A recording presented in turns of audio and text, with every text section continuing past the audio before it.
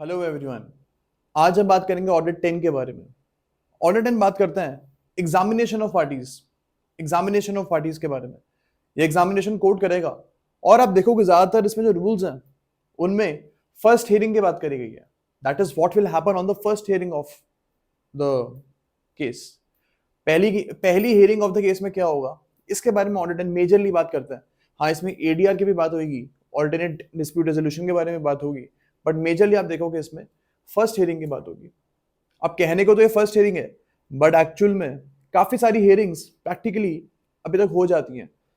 Theory में तो लिखा है ये फर्स्ट हियरिंग है, but as like if you are a lawyer and if you are aware of the court procedures, you would be knowing कि ये जो फर्स्ट हियरिंग है इससे पहले ऑलरेडी बहुत सारी हियरिंग हो जाती हैं। तो सिर्फ थ्योरी की बात रह गई है अब कि फर्स्ट हियरिंग की हमारी के बारे में हमारे ऑर्डर 10 बात करता है।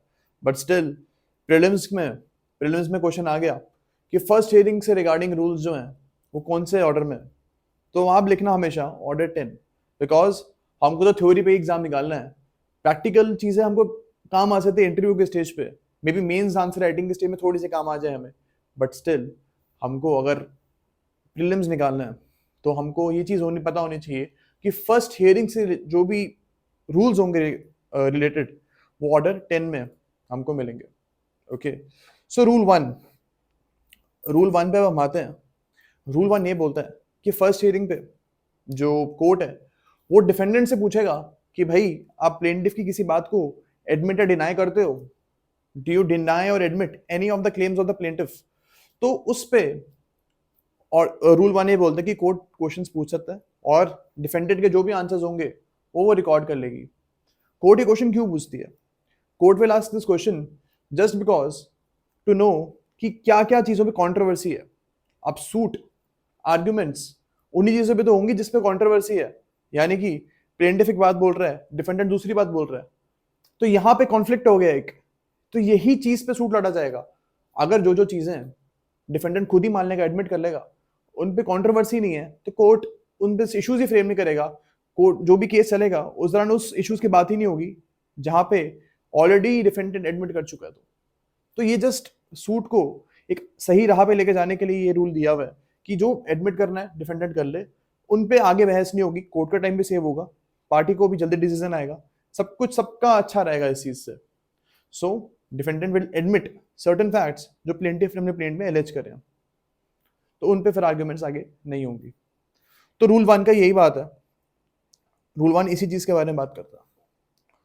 अब रूल वन ए बोलता है कि कोर्ट जो है पार्टीज को बोल सकता है कि अब ऑल्टरनेट डिस्प्यूट रेजोल्यूशन का जो मोड है उसको यू अडॉप्ट, यानी कि arbitration, mediation, conciliation, judicial settlement, ये कुछ मोड्स हैं एडीआर के। कोर्ट बोल सकता है कि आप इन मोड्स को फॉलो करो।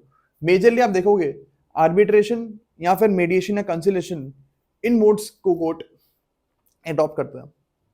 पार्टी को बोलेगा कि भाई कोर्ट का टाइम भी सेव हो, आपका टाइम भी सेव हो, आप जाओ एक मीडिएशन सेंटर में जाओ, वहां पे अपने डिस्प्यूट को सुलझाने की कोशिश करो और केस वहीं पे खत्म करो। आपको ही पता है सिविल केसेस बहुत लंबे चलते हैं, it it goes on for a long period of time, तो आपके लिए भी अच्छा होगा ये जो केस है आपका ये मीडिएशन से सॉल्व हो जाए। So this is the spirit of rule 1A, that court is trying to solve the matter earlier. Court में मैटर चले ही ना, पहले ही खत्म हो जाए। मीडिएशन एंड कॉन्सिलेशन मोर और लेस आप समझ लीजिए सेम कॉन्सेप्ट्स हैं। हाँ, इसमें थोड़ा सा डिफरेंस है, मीडिएशन और कॉन्सिलेशन में थोड़े से डिफरेंस है कि मीडिएशन में जो आपका मीडिएटर है he is playing a less active role, थोड़ा सा लेस एक्टिव रोल वो प्ले करता है।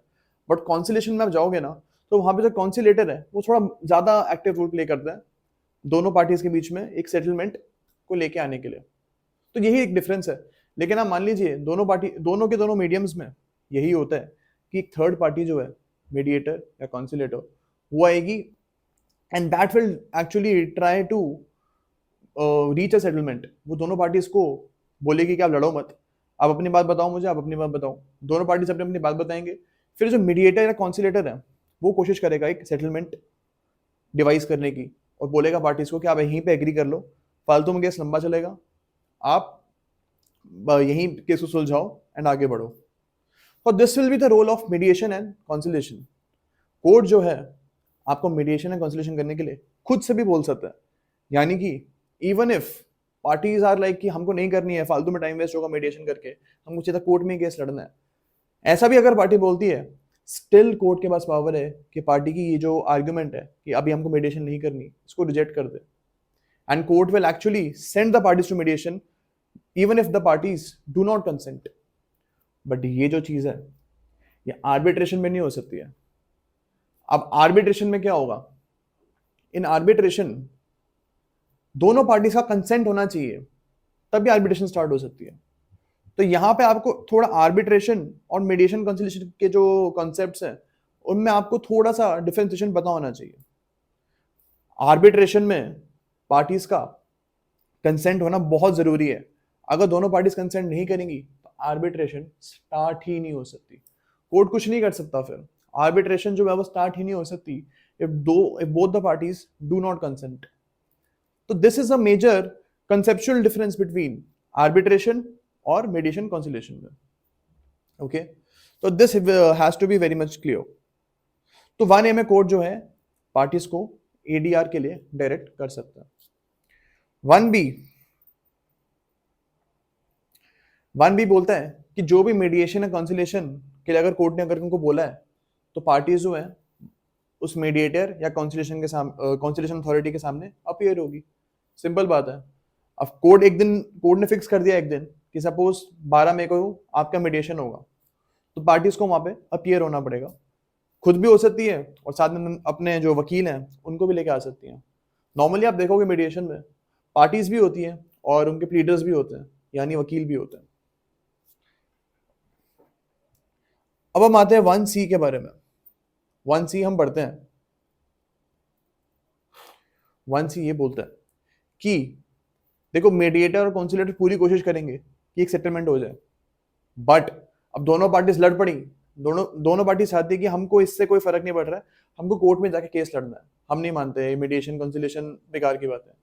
तो यहाँ पे क्या होगा, जो मीडिएटर है कॉन्सिलेटर है वो दोनों पार्टीज को बोलेंगे कि चलो अब अपने घर जाओ, और जो मीडिएटर है कॉन्सिलेटर है ये कोर्ट को जाके बोलेगा कि सर ये दोनों पार्टीज मान देने वाली हैं, इनको आप कोर्ट में ही केस लड़वाओ, because they are not trying to make a settlement, और सेटलमेंट करना ही नहीं चाह रहे हैं।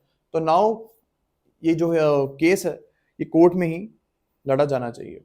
तो ये चीज जो है मीडिएटर या कॉन्सिलेटर कोर्ट में भी अपनी रिपोर्ट डाल सकते हैं। ओके, तो यही है रूल 1C। रूल 1C यही बोलता है। अब हम आते हैं रूल 2 पे। ये बात करता है ओरल एग्जामिनेशन ऑफ पार्टी और कंपेनियन ऑफ पार्टी। अब हम दोबारा से फर्स्ट हियरिंग पे आ गए हैं। देखो, इट्स नॉट नेसेसरी कि कोर्ट जो है आपको एडीआर के लिए रेफर कर ही करे, it's a description of the court. Court चाहे तो फर्स्ट हियरिंग पे ये डिसाइड कर सकता है वो कि मेरे को एडीआर नहीं भेजना पार्टीज को, पार्टीज ऑलरेडी बहुत ज्यादा मेरे को दिख रहा है कि लड़ रही हैं आपस में, they are not very on not very much on good terms. तो कोर्ट ये भी देख सकता है, इस चीज को देखते हुए कोर्ट विल डिसाइड कि मेरे को एडीआर में भेजना ही नहीं है। तो ये चीज you have to be very clear that ADR जो हमने पढ़ा है अभी ऊपर 1A 1B 1C जो भी रूल्स पढ़े हमने, ADR is not necessary, court is not bound to send the parties to ADR. और अगर कोर्ट पार्टीज को एडीआर में नहीं भेजेगा तो रूल टू फिर आएगा। ओके, रूल 2 बोलता है फिर फर्स्ट हियरिंग ही चलती रहेगी, फर्स्ट हियरिंग के ही कॉन्टिन्यूशन होता रहेगा। रूल 2 ये बोलता है कि फर्स्ट हियरिंग पे कोर्ट जो है पार्टीज को और उनके विटनेसेस को, अगर उनके विटनेसेस कोई आए हैं उनको एग्जामिन करेगा on the first hearing. Rule 2 यही बोलता है। अब देखो एडीआर अगर आ जाता है बीच में तो फिर फर्स्ट हियरिंग और इस सेकंड रूल वाला जो स्टेज है इसमें गैप आ जाएगा ना एक, बिकॉज एडीआर पहले होगा, फिर उसके बाद एडीआर अगर फेल हो जाती है फिर न्यू हियरिंग लगेगी, फिर न्यू हियरिंग के दौरान फिर ये एग्जामिनेशन होगा, तो यहाँ पे गैप आ जाएगा। बट अगर एडीआर कोर्ट नहीं ऑर्डर करती है तो सेम डे को ही, जो फर्स्ट रूल में अगर उन्होंने पार्टीज का एडमिशन ले लिया, जो पार्टीज का नहीं, डिफेंडेंट का जो उन्होंने एडमिशन ले लिया रूल 1 में, उसके एकदम बाद एग्जामिनेशन ऑफ पार्टीज भी वो कर सकती है। तो रूल 2 यही बोलता है। रूल 3 ये बोलता है कि जो भी रूल 2 में एग्जामिनेशन हुआ है पार्टीज का या उनके विटनेसेस का, उनको आप एक रिटर्न फॉर्म में रिकॉर्ड कर लोगे कि मैंने क्या एग्जामिनेशन किया, पार्टी से मेरे को क्या आंसर दिया। तो जज जो है इसको रिटर्न में ले लेंगे, रिटर्न में रिकॉर्ड कर लेंगे, जस्ट टू रेफर इट आगे जाके कोर्ट की जो प्रोसीडिंग चलेंगी उस दौरान अगर डिसीजन जब आने वाला होगा तब ये सब चीजें वो रेफर कर सकती है, क्योंकि सब चीजें रिटर्न में होंगी। तो this is what rule 3 says. Rule 4 ये बोलता है कि अगर पार्टीज जो है वो जज के क्वेश्चंस का आंसर नहीं कर रही है, अब रूल 2 में जो एग्जामिनेशन हो रहा है उसका जो है पार्टी एग्जामिनेशन नहीं कर रही है, तो कोर्ट क्या बोलेगा कि ठीक है आप एक हफ्ते का ब्रेक लो, मतलब एक कोई भी ऐसा टाइम होगा, एक हफ्ते से कम का टाइम, बट उस टाइम के अंदर अंदर कोर्ट बोलेगा कि नेक्स्ट हियरिंग हम लगा रहे हैं। आपको मैं इसका एग्जांपल लिख के दे देता हूं।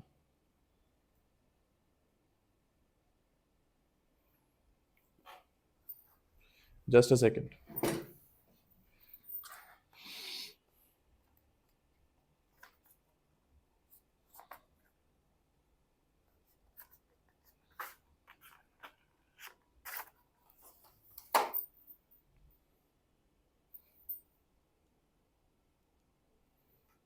यस, अब देखो आप क्या हुआ, रूल 2 में एग्जामिनेशन हुआ, बट सपोज हम मान लेते प्लेन डिफेंडेंट मान लेते, चलो डिफेंडेंट कोर्ट की बात का, कोर्ट के एग्जामिनेशन का सही से आंसर नहीं कर रहा था, अच्छे से आंसर नहीं कर रहा था, तो कोर्ट क्या करता है एक अगली हियरिंग लगाता है।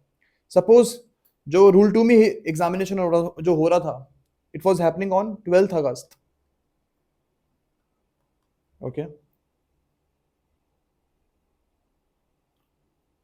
वो 12 अगस्त को हो रहा था एग्जामिनेशन, और कोर्ट अब नेक्स्ट हियरिंग लगा रहा है 16 अगस्त की, 16 अगस्त की नेक्स्ट हियरिंग लग रही है, ओके। इस हियरिंग में कोर्ट दोबारा बुलाएगा पार्टीज को या सिर्फ डिफेंडेंट को और बोलेगा कि अब मेरी बात का आप आंसर करो, उस दिन तो आप नहीं कर पाए थे, ठीक है, आई अंडरस्टैंड कि बहुत जल्दी जल्दी पेस में चल रही थी चीजें, now you answer my questions.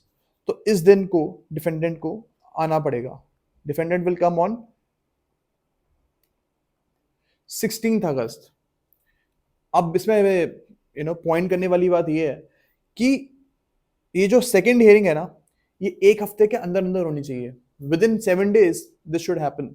यहाँ पे 16 अगस्त को हो रही है तो 4 दिन का गैप है, इट्स फाइन। लेकिन अगर ये जो सेकेंड हियरिंग है कोर्ट इसको लगाता सपोज 24 अगस्त को, तो ये चीज अकॉर्डिंग टू रूल नंबर 4 ये चीज वैलिड नहीं होती, बिकॉज ये जो हियरिंग है it should be with in 7 days। इसका सेकेंड क्लॉज ये बोलता है कि जिस पार्टी को बुलाया जा रहा है by court with in 1 week, अगर वो पार्टी नहीं आ रही है तो क्या होगा, तो इन दैट केस अगर डिफेंडेंट है वो पार्टी तो उनके खिलाफ एक्स पार्टी जजमेंट पा सकता है और जो प्लेंटिफ सूट जीत जाएंगे फिर। और अगर जिस पार्टी को बुलाया जा रहा है वो प्लेंटिफ है and plaintiff is not coming on that day, तो सूट जो है वो डिसमिस हो जाएगा, ओके। सो यही सा क्लॉज 2 बोलता है। अब in next class we will be starting with order number 11। Thank you so much.